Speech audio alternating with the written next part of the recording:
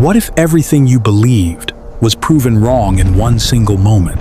For 3 long years, the sky over Israel stayed shut.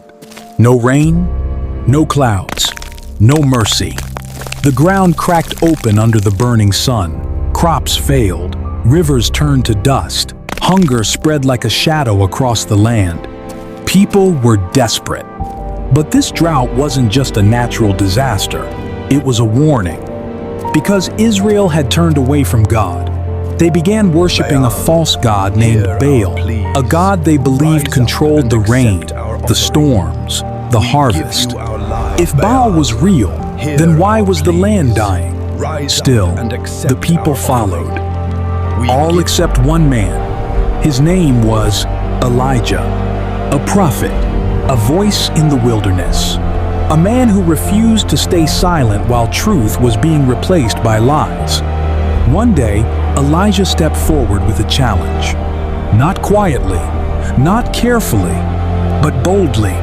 He stood before King Ahab and all the people and said, "How long will you keep wavering between 2 opinions?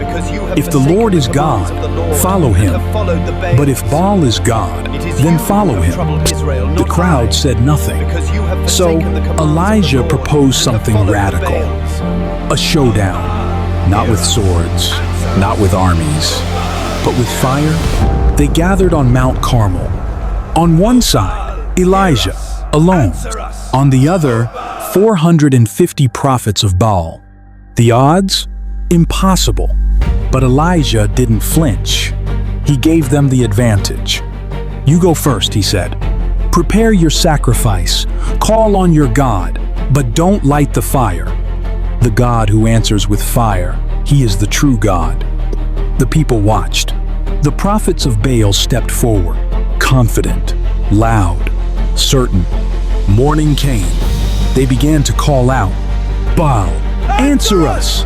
They shouted. They danced. They cried out louder and louder. Hours passed. The sun climbed higher. Still, nothing.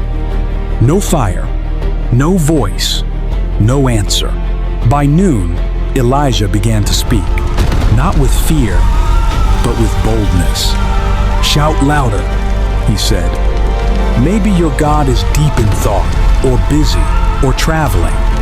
Maybe he's sleeping and needs to be awakened." The prophets grew frantic. They screamed. They cut themselves, hoping their sacrifice would be enough. Blood fell, but fire did not, from morning until evening. Nothing happened, just silence. Then Elijah stepped forward, calm, focused. He called the people closer. "Come near to me." He rebuilt the altar of the Lord, stone by stone. 12 stones, one for each tribe of Israel, a reminder of who they were. Then he prepared the sacrifice. But Elijah didn't stop there. He did something unexpected. He poured water over the altar. Not once, not twice, but again and again and again, until everything was soaked. The wood, the sacrifice, even the trench around it filled with water. This wasn't just faith. This was bold, unshakable confidence. The prayer. Then Elijah prayed, not loudly, not dramatically, just a simple, powerful prayer. "Lord, God of Abraham, Isaac, and Israel, let it be known today that you are God, and that I am your servant, and that I have done all this at your command. Answer me, Lord, answer me, so these people will know that you are God, and that you are turning their hearts back again." Then it happened, without warning. Fire fell from heaven. Not a spark, not a flicker, a consuming, unstoppable fire. It burned the sacrifice, the wood, the stones, the dust, even the water, gone in an instant. Everything consumed. The mountain stood in silence. The people stunned. Then, suddenly, they fell face down and cried out, "The Lord, He is God! The Lord, He is God. In that moment, everything changed. Truth was no longer hidden. God had answered. Not Baal, not the noise, not the performance, but the living God.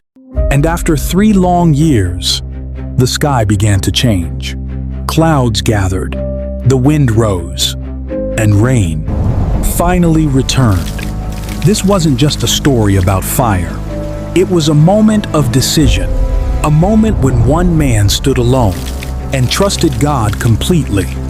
Elijah didn't need numbers. He didn't need approval. He just needed faith.